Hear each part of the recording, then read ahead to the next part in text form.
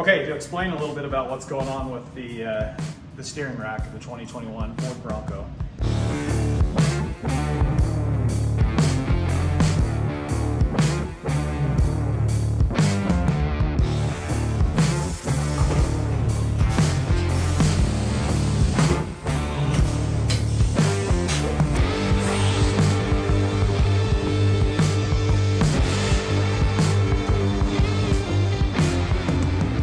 First, to understand, for anybody that doesn't know what these components are, this is considered a steering rack.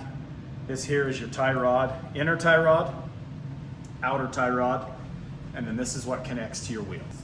In simple terms, this here goes to your steering wheel, and when you turn your steering wheel, that's what moves your rack in from one direction to the other. So now we're going to go into a little bit of detail of what's causing the failure.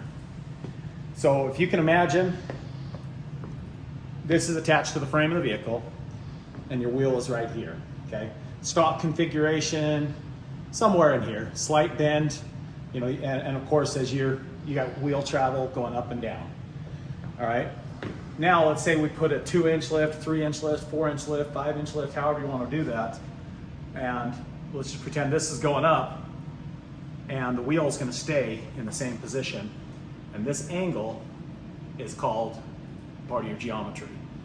Ideally, it's not going to be an issue because, you know, as your geometry changes, the rack would be able to handle any of those forces. What we found is that once we start changing that geometry, and a lot of times, you know, it's full droop, and then as you get up travel coming up, and especially in a quick, maybe a bouncing situation, maybe you're out mudding, maybe you're rock crawling, you could be in a forward up position, and a lot of times your front end is light in a rock crawling position, and as you bounce, you're going from full droop real quick up to tucking that tire in. And there's a component that is built into the rack that if you see this angle, you've got the rack that has the teeth, you've got the groove, you got the pinion gear that it interacts with it, and you want to have good contact for that to be able to slide in and out unobstructed. So now there's a piece in there that holds that tight up against that pinion gear. What's happening is when you have that angle, and we're seeing it at as little as just 2 inches, you get a lot of up travel and it pops that retainer piece out.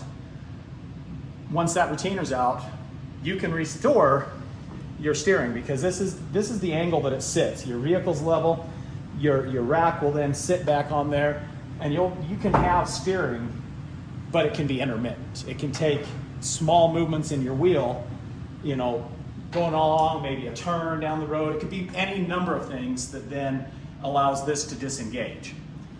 And what we found is we've actually seen situations where somebody has been off-roading, they've broken the retainer piece in there that hold it in place. They stop, they back off the trail and say, all right, this isn't gonna work. Well, they backed off and now they got steering, all right? Once you got steering again, a lot of people will generally say, all right, I'm gonna go ahead and head down the road because my steering's restored.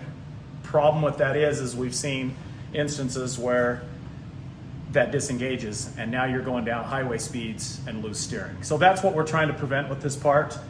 You know, basically it's, you know, for simple terms, tie rod end is removed from the vehicle.